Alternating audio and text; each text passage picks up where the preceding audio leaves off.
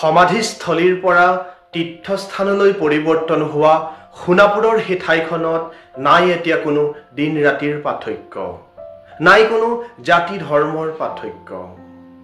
কেৱল আহিছে মানুহ, আহিছে জীৱ জন্তু, আহিছে পক্ষীকুল, শুই থকা সেই অমৰ সত্তাটিক এবাৰ চোৱাৰ হেঁপাহেৰে।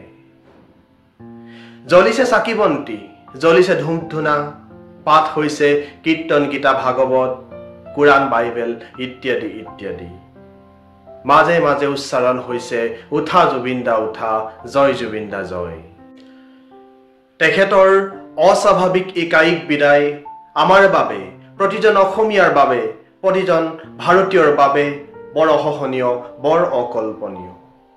অভিশপ্ত আছিল সেই 19 ছেপ্টেম্বৰ, অশুভ আছিল সেই ছিংগাপুৰৰ যাত্ৰা। ঘৰৰ পৰা হাঁহি হাঁহি ওলাই যোৱা জুবিন দা উভতি আহিছিল নিথৰ দেহ হৈ কফিনৰ ভিতৰত।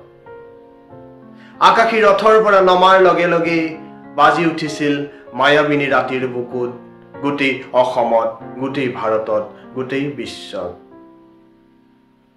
কোনেও মানি ল'ব পৰা নাছিল তেওঁৰ এই কায়িক বিদায়।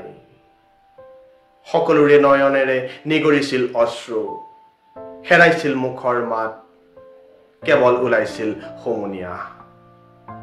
তেতিয়াৰ পৰা এতিয়ালৈকে নগৰে চহৰে জ্বলাই থকা হৈছে চাকি বন্তি, জনাই থকা হৈছে শ্ৰদ্ধাঞ্জলি, কৰা হৈছে তেখেতক পূজা। সকলোৰে এটাই কথা, কিয় গলাগৈ তুমি? কোনে তোমাক যাবলৈ বাধ্য কৰালে? সকলোৱে জানিব বিচাৰে তোমাৰ এই মৃত্যুৰ কাৰণ। তোমাৰ এই আকস্মিক মৃত্যুত জড়িত সকলোৱে শাস্তি পাওক, তুমি ন্যায় পাবই লাগিব। সকলোৱে তোমাৰ ন্যায়ৰ বাবে আন্দোলন কৰিছে, শান্তি আন্দোলন তুমি বিচৰাৰ ধৰণেৰে। #JusticeForJubin Garg। আপুনিও যদি বিচাৰে জুবিন দাই ন্যায় পোৱাটো, তেনেহ'লে ভিডিঅ'টোৰ কমেণ্টত লিখক #JusticeForJubin Garg। আমি দেখুৱাই দিব লাগিব 1972 চনৰ 18 নৱেম্বৰ তাৰিখে মেঘালয়ৰ তুৰাৰ শীতল জলবায়ুত পিতৃ মোহিনী মোহন বৰঠাকুৰ ওৰফে কপিল বৰঠাকুৰ আৰু মাতৃ স্বৰ্গীয় ইলি বৰঠাকুৰৰ সুযোগ্য সন্তান জুবিন বৰঠাকুৰ অৰ্থাৎ জুবিন গাৰ্গ আমাৰ বাবে কোন? শৈশৱৰ মধুৰ সময় দুগৰাকী ভগ্নী স্বৰ্গীয় জংকী বৰঠাকুৰ আৰু ডক্টৰ পালমী বৰঠাকুৰৰ লগত অতিবাহিত কৰা আমাৰ মৰমৰ জুবিন দাই বাদ্যযন্ত্ৰী ৰূপে সংগীত জগতত খোজ দি 1992 চনত নিজেই কণ্ঠ নিগৰুৱা এলবাম অনামিকা মুক্তি পোৱাৰ লগে লগে তেওঁ পেছাদাৰী সংগীত জগতৰ লগত জড়িত হৈ পৰে। অৱশ্যে তেওঁৰ প্ৰথম বাণীবদ্ধ হোৱা গীত দুটা আছিল তুমি জানো পাৰিবা শুন আৰু তুমি জোনাকী সুবাস। এই গীত দুটা তেওঁ ঋতু নামৰ এলবামটোৰ বাবে বাণীবদ্ধ কৰিছিল, কিন্তু 1993 চন পৰ্যন্ত এইটো এলবামে মুক্তি পোৱা নাছিল। অনামিকা এলবামটোৱে অতি কম সময়তে সমগ্ৰ উত্তৰ পূব ভাৰতত ইনষ্টেণ্ট হিট ৰূপে জনপ্ৰিয়তাৰ শীৰ্ষত আৰোহণ কৰিছিল। পৰৱৰ্তী সময়ছোৱাত সপোনৰ সুৰ, মায়া, জোনাকী মন, আশাকে প্ৰমুখ্য কৰি ভালেমান এলবাম তেওঁ মুকলি কৰে। অসমীয়াৰ উপৰিও বলিউড সংগীত জগতখনলৈও তেখেতৰ অৱদান যথেষ্ট। তেওঁ চন্দা, শ্ৰদ্ধাঞ্জলি খণ্ড 1, 2, 3, জলৱা, ইউ হি কভি, যাদু, স্পৰ্শ আদি একাধিক হিন্দী এলবাম আৰু ৰিমিক্স বাণীবদ্ধ কৰে।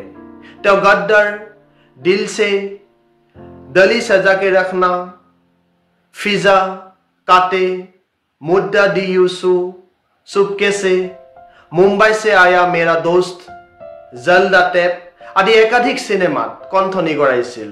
তেখেতে গেংষ্টাৰ চিনেমাখনৰ ইয়ালি গীতটোৰ বাবে বলিউডত সৰ্বাধিক পৰিচিত হৈ পৰিছিল। এইদৰেই এইজনা মহান শিল্পী আমাৰ সকলোৰে হিয়াৰ আমঠু, হাৰ্টথ্ৰ, হামিং সম্ৰাট, গল্ডী লুইট কণ্ঠ হৈ পৰে।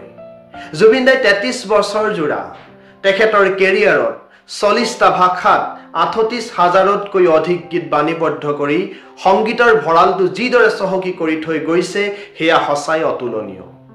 তেখেত এগৰাকী প্ৰসিদ্ধ কণ্ঠশিল্পী নাছিল। তেখেত আছিল এগৰাকী সংগীত পৰিচালক, গীতিকাৰ, সুৰকাৰ, চলচ্চিত্ৰ অভিনেতা, চলচ্চিত্ৰ প্ৰযোজক, চলচ্চিত্ৰ পৰিচালক, চিত্ৰনাট্যকাৰ, কবি, বাদ্যযন্ত্ৰী, সমাজকৰ্মী ইত্যাদি ইত্যাদি।